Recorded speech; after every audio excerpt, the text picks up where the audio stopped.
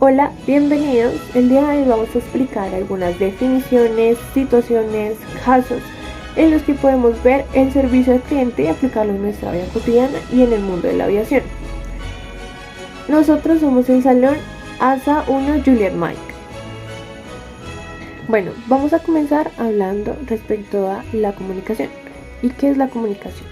Bueno, la comunicación es la acción de intercambiar palabras entre dos o más personas, con el fin de transmitir información. En otras palabras, también es como el proceso de transmisión de mensajes entre el emisor y el receptor.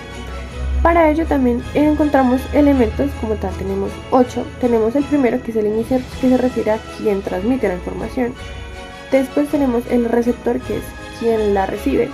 Después tenemos el código o el lenguaje, que ya sea por signos, ya sea verbal o no verbal. Tenemos también el mensaje, que como tal pues es el contenido de lo que nosotros queremos transmitir. Tenemos el canal de comunicación, que es pues el medio por el cual nosotros transmitimos la información, ya sea teléfono, voz, correo, email. Tenemos también el ruido, que es un factor de la distorsión del mensaje. Tenemos la retroalimentación o el feedback, que como tal es como un mecanismo de control. Entonces como que retomamos lo que decimos para confirmar y clarificar la información. Tenemos por último el contexto, que como tal se basa en el lugar, el tiempo, la cultura del mensaje, el emisor y el receptor. Después tenemos los pasos de la comunicación. Bueno, en los pasos tenemos el primero, que es como la intención de comunicar el mensaje. Tenemos la codificación de nuestro mensaje, es decir, ya sea verbal o no verbal. Tenemos la transmisión del mensaje, que es el proceso. Tenemos la recepción del mensaje, o sea, cómo lo recibimos. Y por último, pues la interpretación de nuestro mensaje, cómo lo percibimos. Tenemos también tipos, y en tipos nos encontramos con el verbal, que este se puede basar como tal en oral y escrita. En oral tenemos el habla, que es una de las que más utilizamos nosotros como seres humanos. Y tenemos pues ya la no verbal, que como tal se basa en no hablar y se basa en la inteligencia emocional. Bueno amigos, yo les voy a hablar sobre la comunicación intelectual y emocional. Bueno, la comunicación intelectual es la variedad de propósitos para comunicarse al dar ideas y describir sentimientos, como por ejemplo tenemos el lenguaje verbal, información concreta y datos y cifras. La emocional es la que transmite todo el sentimiento, las emociones y los deseos que tenemos. Esta tiene un alto componente físico. Por ejemplo, tenemos el lenguaje no verbal, las miradas y el tono de voz. La importancia de esta es que la fluidez de las relaciones humanas y la proactividad y eficacia en todo lo que hacemos. Más del 99% de nuestra comunicación no está en hablar. Está más que todo en la postura, en las miradas, en el contacto visual. Y ya. Evalúa tu estilo, aprende a escuchar, busca acuerdo, aprende a decir no de forma asertiva. Usa un lenguaje no verbal acorde, afronta y acepta tus emociones, acepta críticas. El significado de los emojis hoy en día es bastante diverso. Cada persona le da su propio significado. Pueden significar coqueteo, estos otros muestra de afecto o de amor. Este otro puede significar que algo te molesta y este otro que tienes mucho dolor. La comunicación empresarial son los procesos que se llevan a cabo en una organización con el fin de transmitir información corporativa tanto a nivel interno como externo. Clientes internos, empleados, accionistas, colaboradores, proveedores, etc. Clientes externos, medios de comunicación, gobierno. Hola, mi nombre es Nicolás Llano y les vengo a presentar el ciclo del ser. Es toda la secuencia de acciones por las que pasa el cliente en el momento en el que toma contacto con la organización hasta conseguir el producto o el servicio deseado. Y finaliza cuando el cliente logra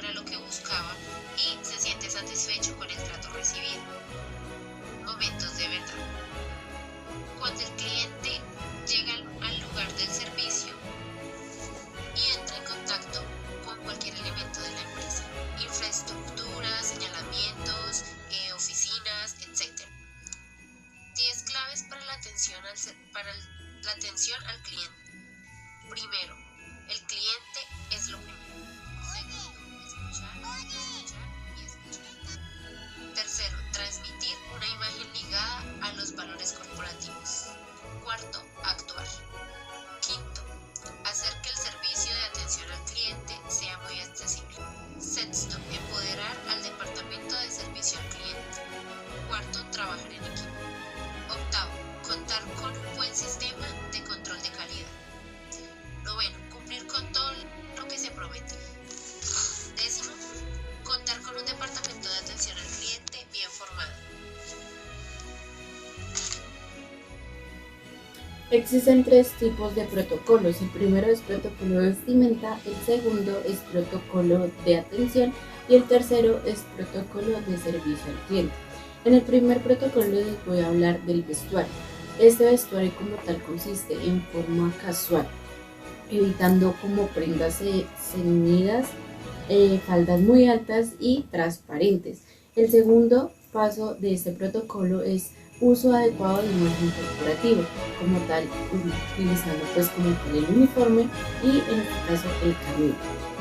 Apariencia como tal de el cabello siempre debe ir recogido y cuidado con la pintura. Apariencia de las manos como tal deben ir limpias, las uñas limpias y arregladas. Los accesorios deben ser aretes muy pequeños, que no sobrepasen los hombros, anillo como tal, máximo de A2. En el protocolo de atención nos vamos a dar cuenta que lo más importante es dirigir como tal la mirada al cliente y entablar una comunicación, que es muy importante también, que es garantizar como tal la conformidad, confianza ante el cliente y pues así como tal ser empáticos para que pues el cliente se sienta a gusto con el servicio que estamos brindando.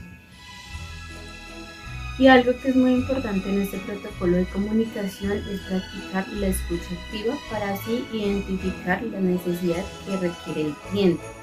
También es muy importante saber hacer preguntas, más que todo a las personas y a los clientes que son muy desconfiados y reservados, hacer preguntas abiertas para así ayudarnos a entablar una buena comunicación y entender la necesidad que necesita ese cliente. Algo muy importante es que se sugiere que los clientes demasiado expresivos no le hagamos preguntas abiertas porque este proceso puede demorar un poco más a la comprensión del cliente. En este momento, para esos clientes como tal, se pueden hacer preguntas pues más cortas y cerradas para que el cliente como tal nos pueda ayudar a entender cuál es la necesidad que él necesita. Un protocolo de servicio al cliente consiste en 4 pasos. El primero es protocolo de presentación y como les decía al principio, es fundamental tener una buena presentación ante el cliente, ya que eso pues llama la atención de un buen servicio. El segundo es como tal escuchar las necesidades del cliente, que como les estaba diciendo anteriormente, es saberse comunicar con el cliente, identificar qué tipo de cliente es y qué necesidad es pues la que requiere. En el momento como tal de brindar soluciones, darle como tal la solución que el cliente necesita, siguiendo políticas y demás, para que él pues pueda terminar como tal el protocolo reglamentado. Y por último, como despedida, acá podemos hacerle saber al cliente que puede cerrar un ciclo totalmente seguro de servicio que fue satisfactorio y de calidad. El cliente. ¿Quién es? El cliente es el comprador potencial o real de un producto o de un servicio. ¿Cuál es su necesidad? Su necesidad es buscar una sensación o estado de carencia física o psíquica a través de la satisfacción de un producto. La experiencia, todas las interacciones en las que existe entre él y la marca. Nosotros tenemos que brindar una buena comunicación con nuestros clientes y ser muy empáticos. Bueno, yo les voy a hablar sobre la pirámide de necesidades de Maslow. Esto es una teoría de motivación que trata de explicar qué impulsa las conductas humanas. Comienza por 5 niveles en orden jerárquico. El primer nivel son las necesidades fisiológicas o básicas. Esto nos habla sobre que son esenciales, como el respirar, dormir, comer. La segunda es necesidades de seguridad. Esto quiere decir como que tengamos la seguridad o confianza, que nuestros papás tengan un trabajo, que no nos preocupemos por eso. Necesidades sociales. Esto quiere decir que es la forma para interactuar con las personas, poder socializar y expresarnos. Necesidades de autoestima. Esto nos indica que tenemos que tener amor propio hacia nosotros mismos, querernos, amar. Por último, necesidades de autorrealización. Esto lo que significa es como el proceso que nosotros tenemos que hacer para lograr una meta.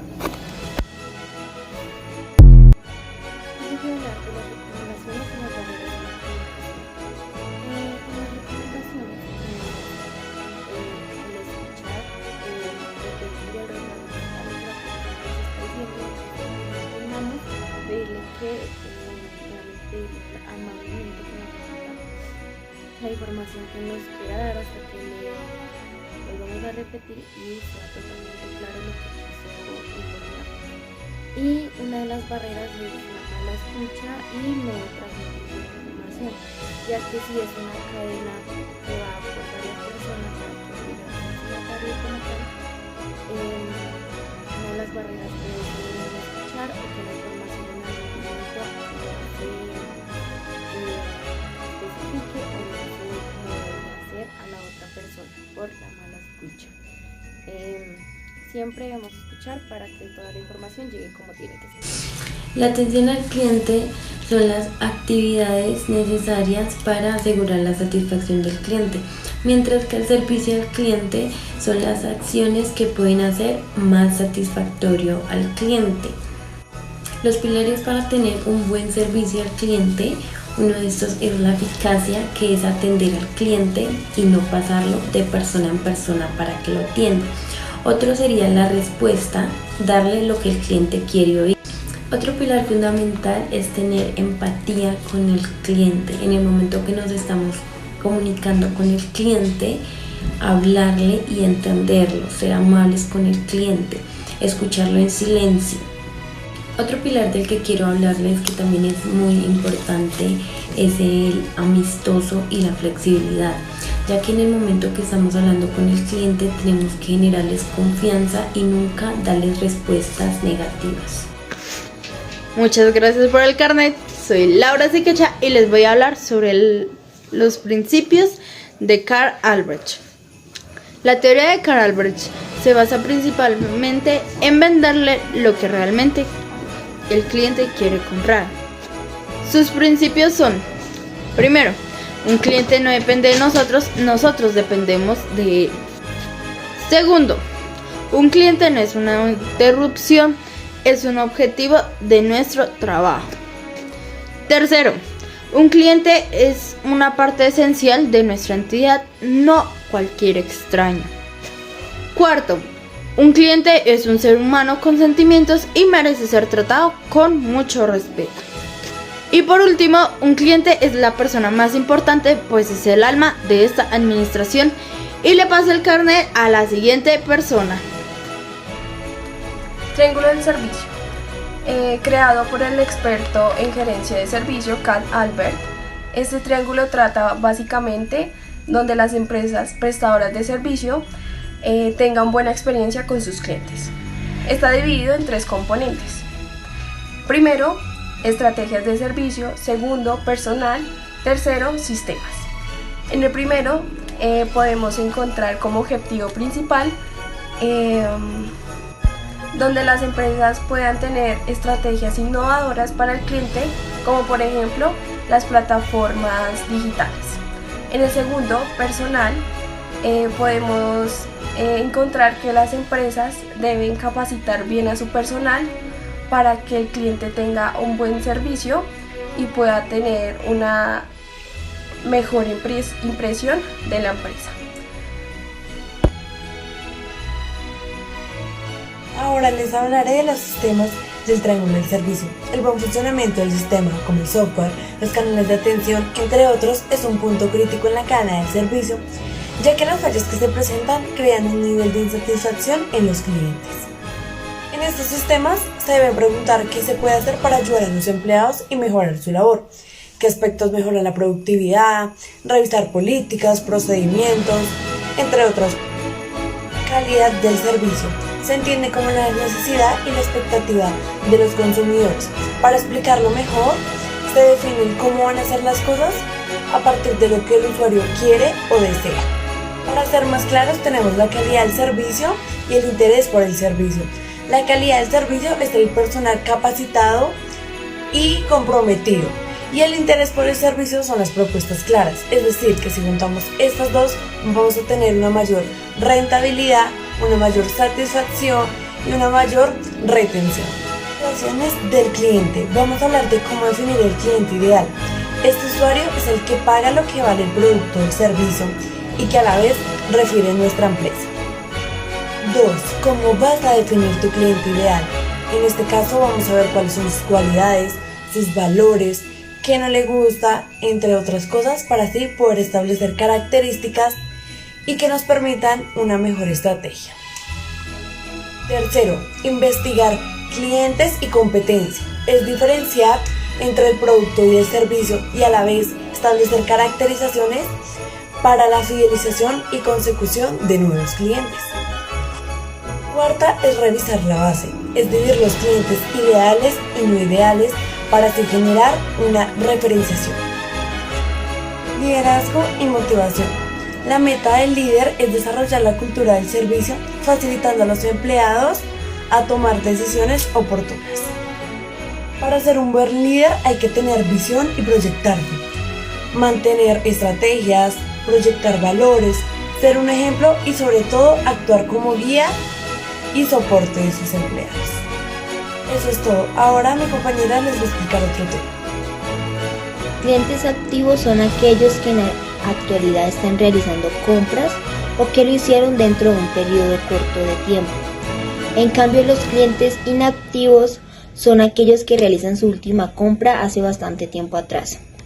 Los clientes con alto volumen de compras son aquellos que por lo general unos cuantos clientes que realizan compras en mayor cantidad que el grueso de clientes, a tal punto que su participación en las ventas totales puede alcanzar entre un 50 y 80%.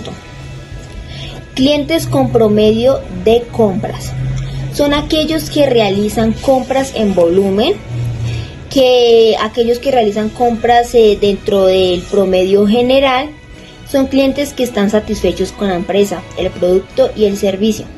Los clientes con bajo volumen de compras son aquellos con volumen de compras que están por debajo del promedio por lo general. Clientes complacidos son aquellos que perciben el desempeño de la empresa, el producto y el servicio. Han sido que tienen buenas expectativas. Los clientes satisfechos son aquellos que perciben el desempeño de la empresa, el producto y el servicio como sus expectativas. Este tipo de cliente se muestra poco dispuesto a cambiar de marca, pero puede hacerlo si se encuentra proveedor que le ofrezcan una oferta mejor. Los clientes insatisfechos son aquellos que percibieron el desempeño de la empresa, el producto y el servicio por debajo de sus expectativas, por tanto no quieren repetir esa experiencia desagradable y optan por otro proveedor.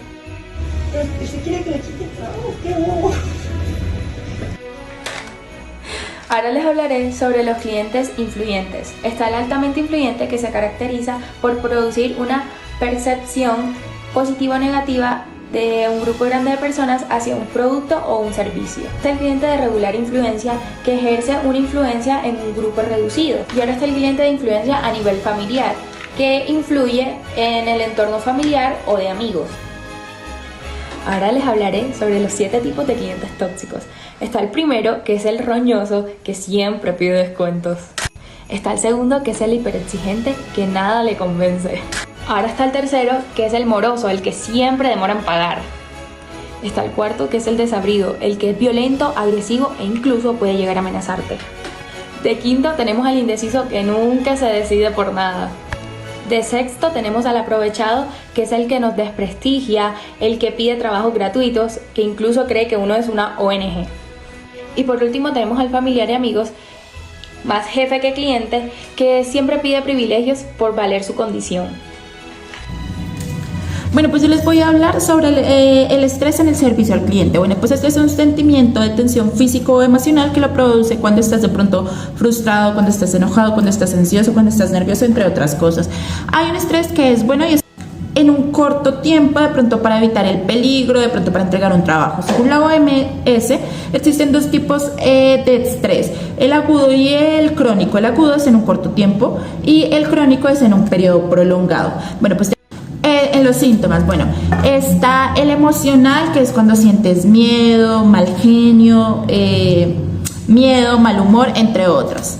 Está el cognitivo, que es cuando tienes dificultad de concentración, confusión, olvidas las cosas y no puedes solucionar bien los problemas. Después está el fisiológico y este es complicado porque es el que te da dolor de cabeza, dolor de cuello, dolor de espalda, fatiga, entre otras. Y por último están los conductuales.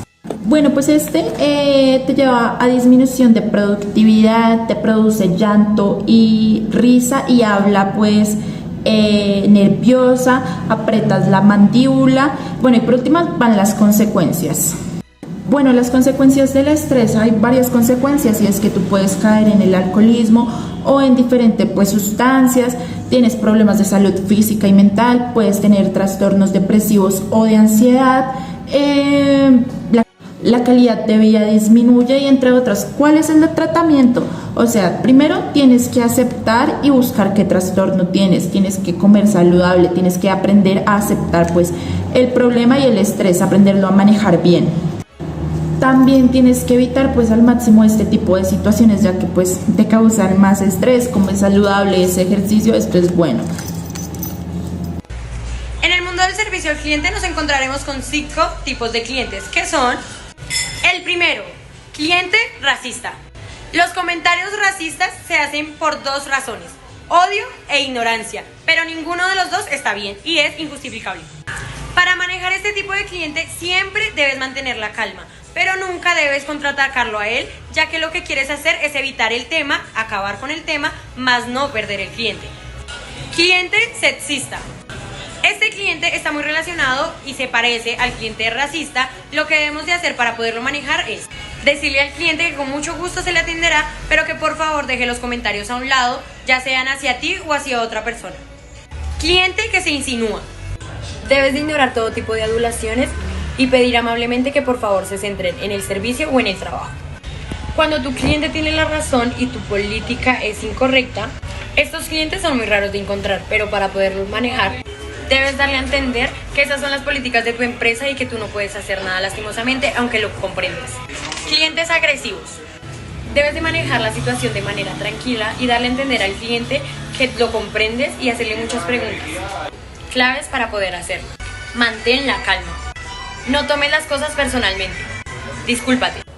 Comprende y busca una solución.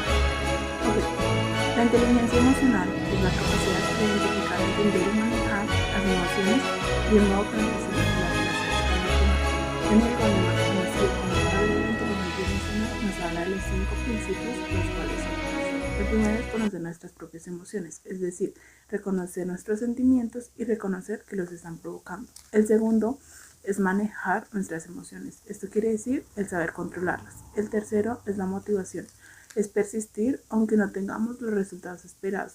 El cuarto es conocer las emociones de los demás, a esto se le llama la empatía. El quinto es establecer relaciones, es el saber administrar las emociones con los demás.